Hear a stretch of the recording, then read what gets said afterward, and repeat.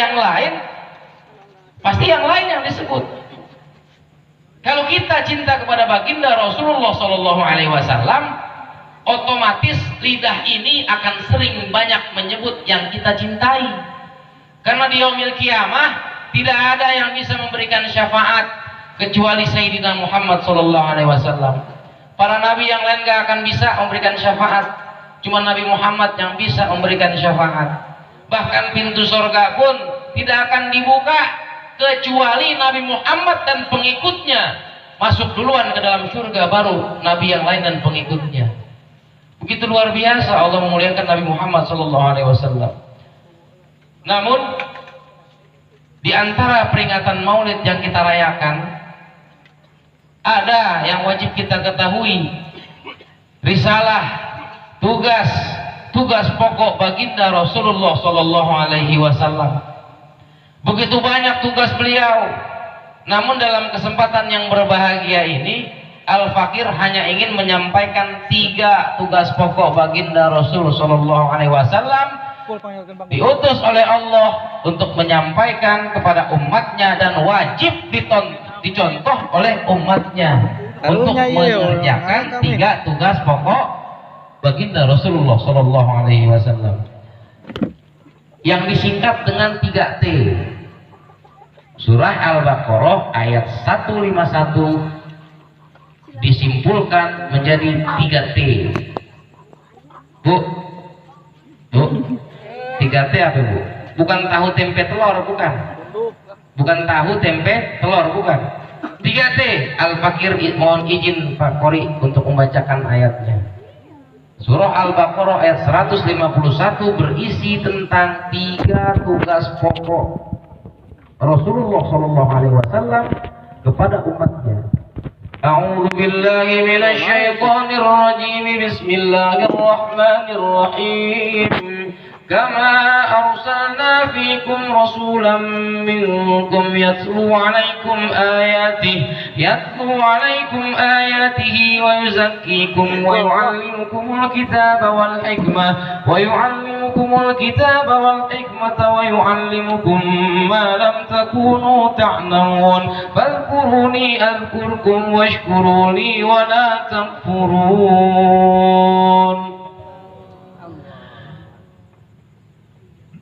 Dari kesimpulan ayat ini ada 3 tugas pokok Rasul. Yang pertama adalah tilawah.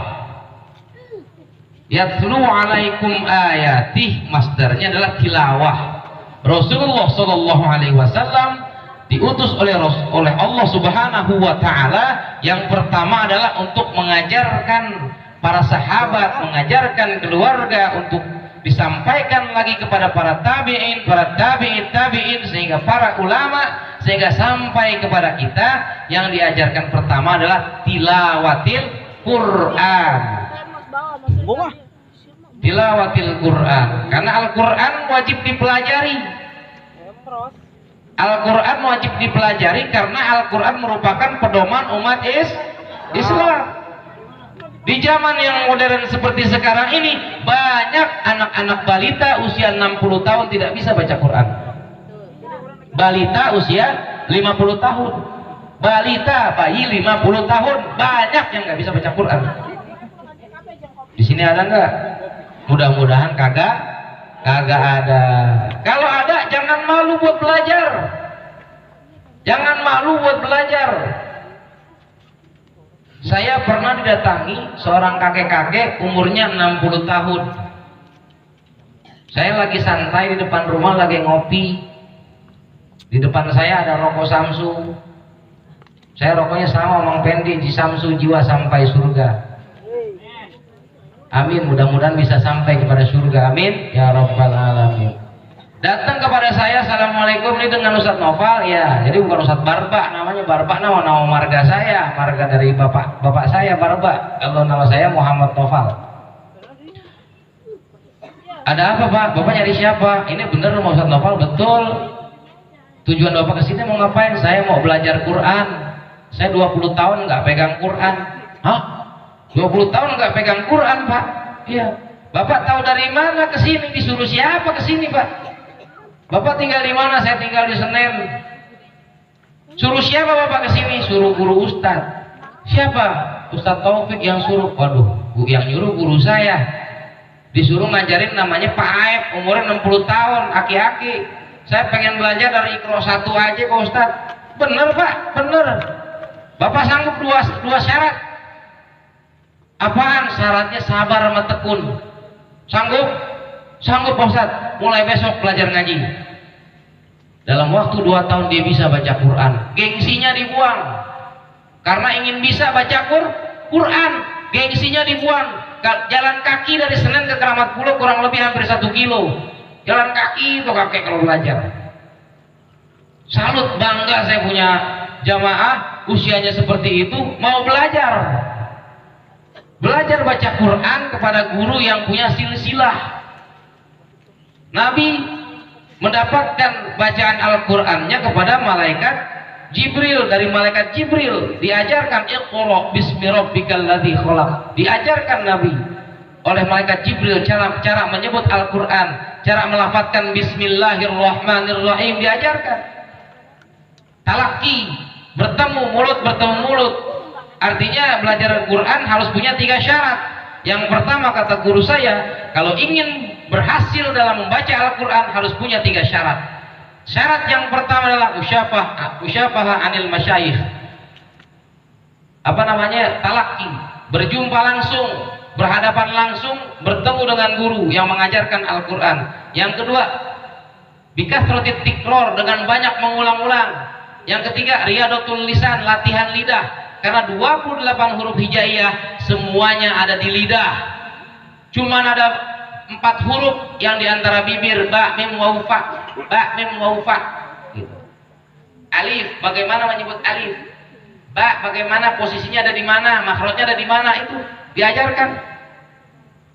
Harus punya silsilah guru yang mengajarkan. Karena kalau seorang guru mengajarkan bacaan yang salah, kesononya akan salah terus. Ini secara definisi ilmu tajwid. Karena kenapa? Punya guru harus punya silsilah. Syekh Abdullah Mubarak mengatakan al-isnad minad din. Sanad keguruan itu bagian daripada agama. Laulal isnad laqala man syaa ma syaa. Kalau orang tidak punya sanad, maka dia akan berbicara semaunya dia tanpa referensi. Dalilnya mana? Quran surat Al-Muzammil ayat 4. Itu dalil yang menerangkan tentang perintah bertajwid. Bismillahirrahmanirrahim. Warattilil Qur'ana tartila. Warattilil Qur'ana titik-titik di dalam tafsir tafsir Jalalain. Tutsabbitu fi tilawatihi tartila ay tajwida. Dan bacalah oleh kamu, ditetapkan di dalam membaca Al-Quran harus dengan tartil. Apa makna tartil? Tajwid. Tajwid secara bahasa, tajwid adalah berasal dari kata jawwada yujawwidu tajwidan ay tahsinan. Tajwid secara bahasa artinya membaguskan. Apaan yang dibagusin? Huruf. Makhrijul huruf, sifatul huruf, harus belajar, harus tahu.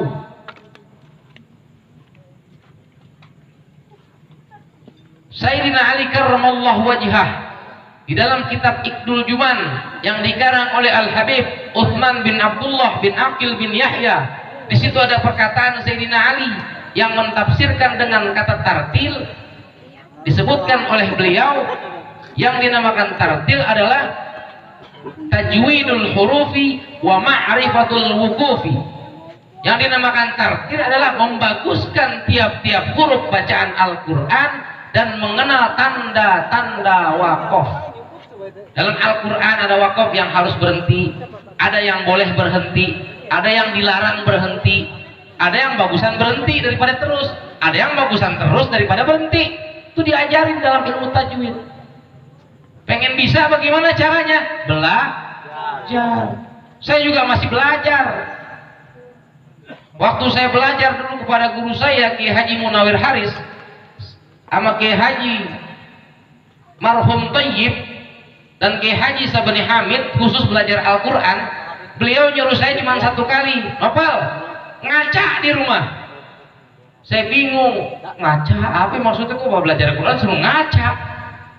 Ngaca di rumah, apaan?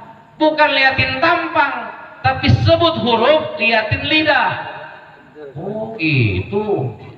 1 kali guru memerintah, 1000 kali saya lakukan. Saking pengen bisanya baca Quran bener menurut konteks ilmu, bener menurut konteks referensi ilmu tajwid, bukan bener menurut hawa nafsu. Kalau bener menurut hawa nafsu namanya sombong. Sombong itu bukan berpakaian mewah, mobilnya mewah, rumahnya bagus, penampilan perlente, belum tentu artinya sombong. Sombong itu adalah menolak kebenaran. Batarul haq wa qamtun nas daf'uhu wa radduhu an qailihi. Yang namanya sombong menolak kebenaran, membalikan orang yang menganjurkan kebaikan kepada dirinya, seolah-olah dirinya merasa paling benar sendiri. Kalau kata guru saya Kiai Jejen, orang yang seperti itu namanya Fir'aun kecil. Fir'aun kecil, naudzubillah min dzalik. Nah, yang pertama tugas Rasulullah SAW adalah mengajarkan bacaan Al-Quran. Kita sebagai orang Islam yang mengaku diri kita orang yang beriman kepada Allah dan Rasulnya, wajib mengikuti jejak yang pertama yang Rasul anjurkan adalah belajar Al-Quran. Adik-adik yang di belakang udah bisa baca Quran belum? Udah belum? Kalau belum, belajar di Musola Al-Ikhwan. Ada Pak Ustadz Agus, ada Pak Kiai Oom, ada Bapak Kiai Abdurrahman, belajar dengan beliau-beliau, jangan malu, belajar deh. Belajar. Insya Allah kalau dari kecil belajar, udah besar insya Allah bisa seperti Ustadz Zaki, suaranya enak, lantunannya Masya Allah. Hampir tidur saya tadi dengerin Ustadz Zaki baca Quran, subhanallah. Makhrajnya enak didengar. Hati-hati orang yang baca Al-Quran kalau tidak benar menurut konteks ilmu tajwid bukan dapat pahala, khawatirnya. Ada hadis Nabi yang berbunyi rubba talil Quran wal Quran yal'anuh. Berapa banyak orang baca Al-Quran namun Al-Quran melaknat orang tersebut. Hadis ini saya tanya kepada 4 orang ulama besar. Yang pertama saya tanya hadis ini kepada Syekh Muhammad Syafi'i Al-Hadami bin Haji Muhammad Shalih Ra'ibi. Beliau seorang kiai yang tidak pernah mondok pesantren, tapi yang diajarkan beliau itu kiai-kiai yang pada punya pondok pesantren. Beliau murid kesayangan Al-Habib Ali bin Husain Al-Attas. Saya tanya hadis ini, beliau bilang itulah orang yang baca Qur'annya nggak pakai tajwid, sama baca Qur'annya karena riya.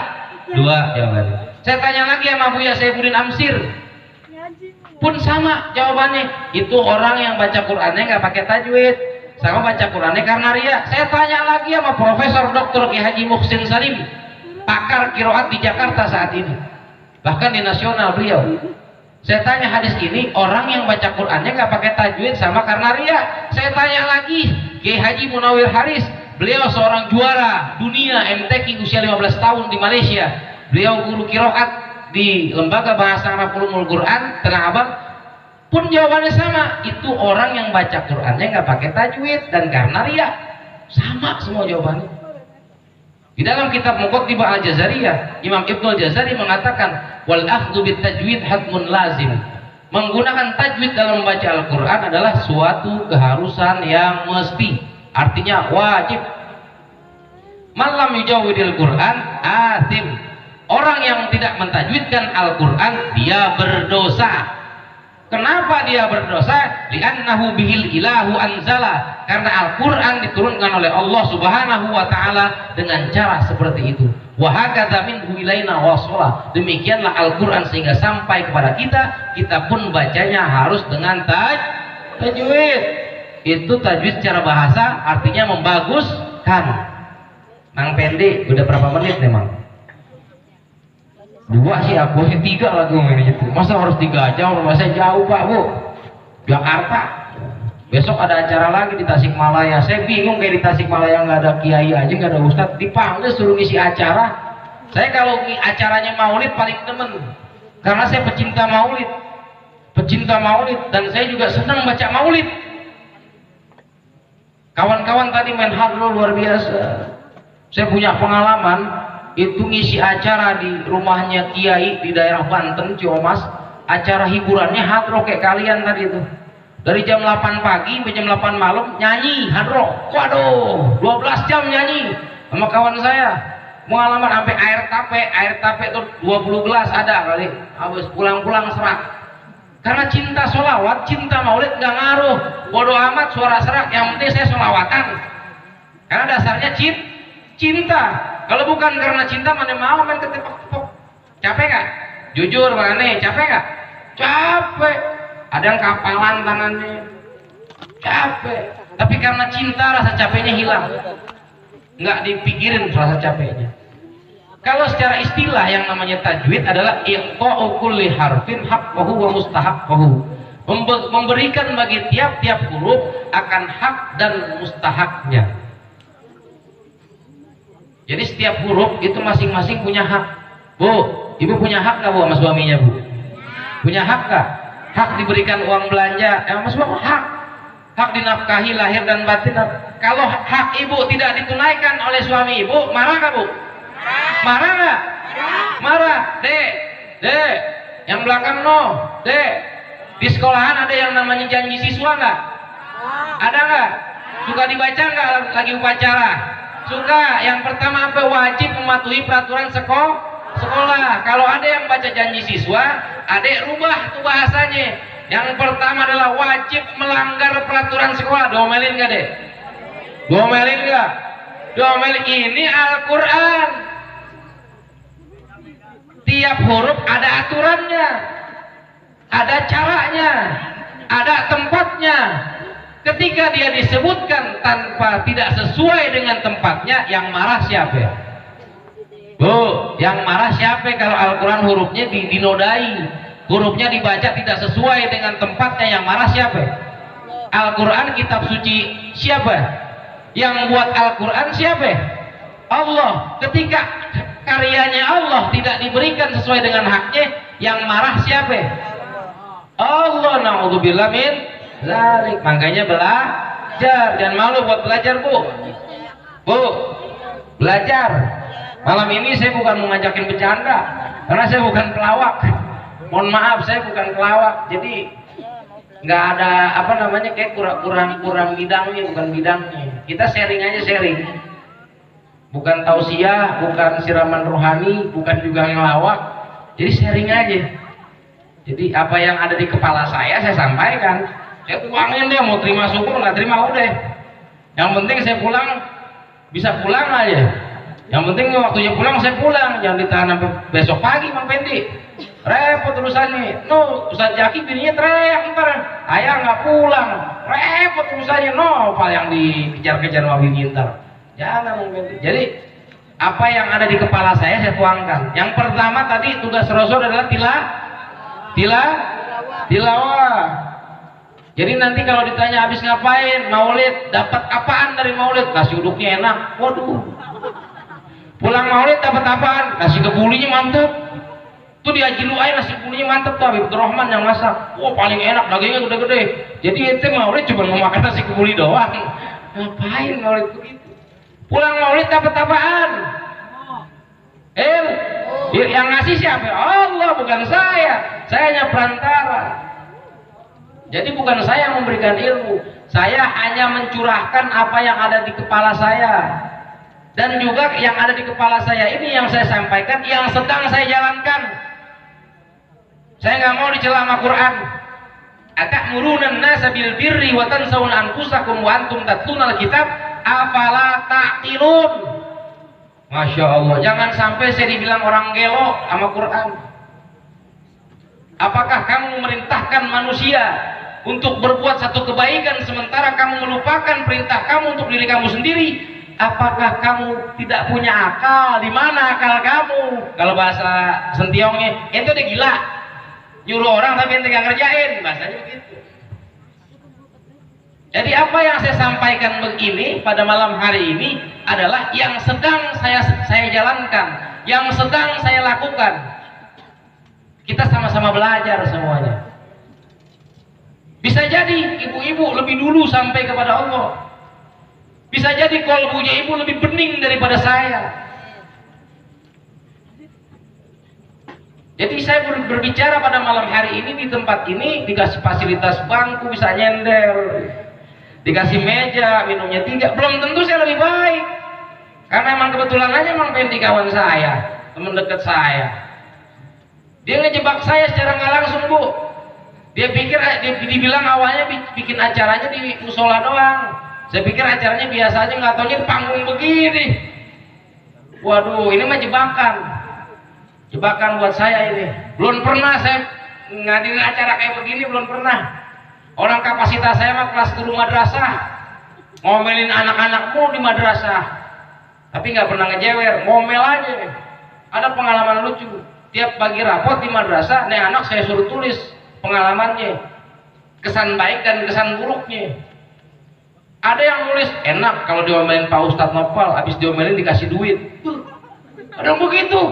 Jadi demen kalau diomelin saya. Tulisannya saya bacain, nah teman saya tunjukin kawan saya yang ngajar saya, Ustadz Didit. Lucu amat komentarnya. Saya paling demen kalau diomelin Ustadz Nopal, karena habis diomelin dikasih duit. Hampir tiap hari tuh anak saya omelin mulu. Kadang telat lah ngajinya, kadang disuruh hafalan males lah gitu. Kapasitas saya masih guru madrasah, tapi alhamdulillah biiznillah murid madrasah saya sekarang sudah ada yang kuliah di Kairo karena kepintaran dia, bukan karena saya.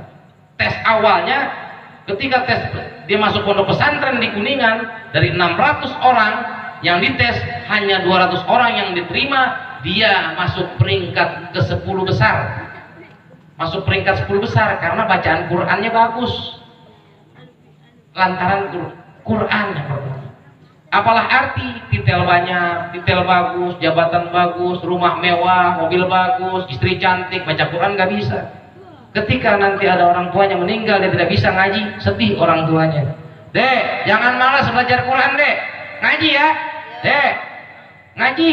Belajar di sini ada pondok pesantren, ngaji pondok pesantren. Belajar dengan Pak Kiai, dengan Pak Ustadz yang ada di sini. Jangan malu buat belajar. Tugas yang pertama adalah tilawah. Tugas pokok Rasul yang kedua adalah, ini luar biasa nih yang kedua nih, luar biasa beratnya, tazkiyah. Yuzakkikum, masdarnya adalah tazkiyah. Tazkiyah adalah membersihkan jiwa. Di dalam lagu Indonesia Raya, apa enggak lagu Indonesia Raya? Bangunlah, bangunlah, ada bahasa bangunlah, jiwanya bangunlah, badannya itulah itu Indonesia Raya. Salah ya? Malu udah lama nggak sing lagu Indonesia Raya, jangan ikut upacara. Bangunlah jiwanya, bangunlah badannya untuk Indonesia Raya. Yang disuruh itu yang ngarang lagu Indonesia Raya, bukan sembarang orang itu. Ulama sufi yang ngarang, ulama tasawuf itu yang ngarang. Kenapa jiwanya dulu yang dibangun? Lihatlah ketika pahlawan-pahlawan kita. Di Bekasi dulu ada pahlawan kemerdekaan namanya Kiai Haji Nur Ali.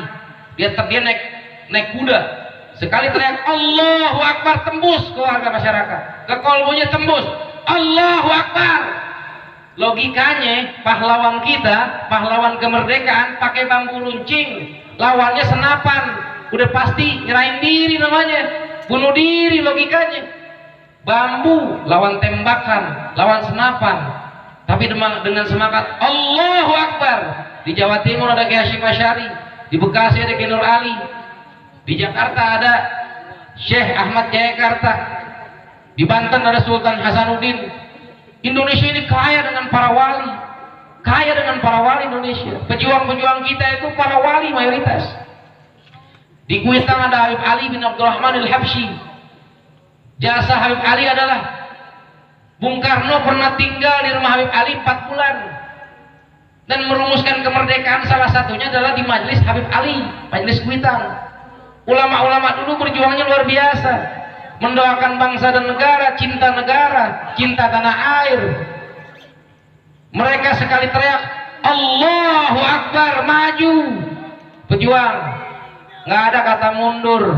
Yang dilawan Belanda, logikanya dia kalau maju mati ketembak, tapi hilang rasa takutnya. Karena apa? Yang teriaknya siapa? Yang komandoinnya siapa? Wali. Allahu Akbar. Belanda kalah, kabur Belanda. Merdeka kita.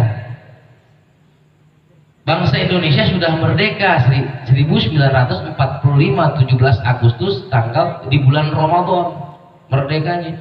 Tugas kita sebagai orang Islam memerdekakan diri kita dari siapa? Dari sokongan hawa nafsu.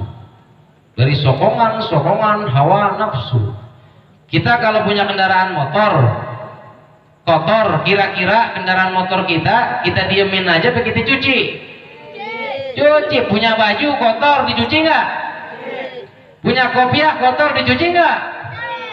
Meja kotor dibersihin nggak? Dibersihin. Tapi kalau kalbu kotor gimana cara ngebersihin? Bitasfiyati qulubihim wa tazkiyati nufusihim bi isalin ila hadratil ilahiyah wa sa'adatul qudsiyah. Adalah seluruh sahabat-sahabat Rasulullah ditalkinkan kalimat la ilaha illallah agar menjadi bersih kalbu mereka. Kalbu siapa? Kalbu sahabat. Wa tazkiyati nufusihim, agar jernih dia punya jiwa. Jiwa bukan nyawa. Jiwa itu adalah ruh. Ruh dalam diri kita itu ada 4. Ada ruh jismani, ada ruh ruhani, ada ruh sultani, ada ruh kudsi. Ruh bapak-bapak, ibu-ibu ini semuanya, ruhul kudsinya itu diciptakan oleh Allah Subhanahu wa taala sejaman dengan penciptaan ruh baginda Nabi besar Muhammad sallallahu alaihi wasallam. Allah menciptakan Nabi Muhammad secara insaniyahnya, bukan secara basyariahnya. Secara basyariahnya Allah ciptakan baginda Nabi besar Muhammad SAW 15 abad yang lalu. Tapi secara insaniyahnya, secara nurnya, secara cahaya, Allah ciptakan nur Nabi Muhammad. Dari nurnya Allah, dari nur Nabi Muhammad Allah ciptakan ruh Nabi Muhammad. Dari ruh Nabi Muhammad Allah ciptakan barengan dengan ruh-ruh manusia yang ada yang lain. Ini jasadnya casing, ibarat handphone casing, bukan mesin. Ruh kita adalah mesinnya. Ketika Allah ciptakan basyariahnya Nabi Muhammad,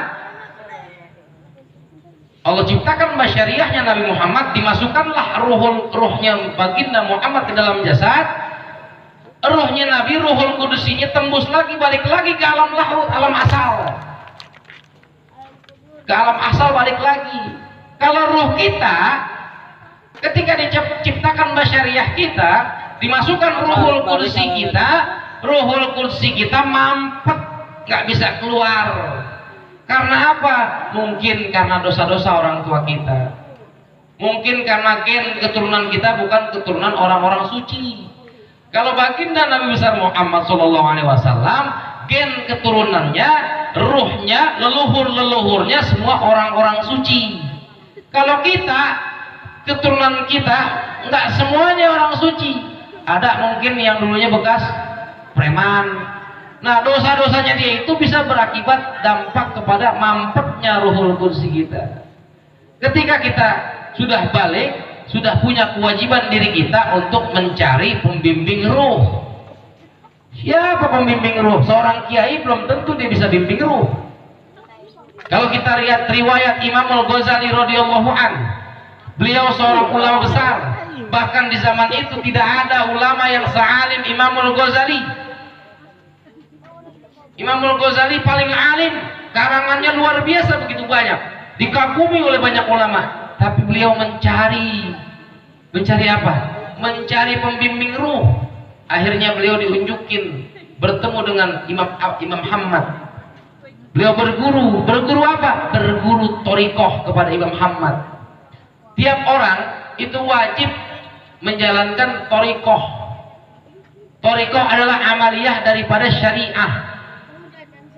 Amaliyah dari syariah namanya thariqah. Orang belajar berthariqah, mencari guru thariqah, tujuan utamanya adalah membersihkan kolbu, bukan jadi ahli pengobatan, bukan. Tujuan utamanya adalah membersihkan kolbu. Karena apa? ada kaitannya kolbu itu dengan akhlak. Tadi Pak Kiai Abdurrahman menyebutkan, innama bu'istu liutammima makarimal akhlak. Tidaklah aku diutus melainkan untuk menyempurnakan akhlak.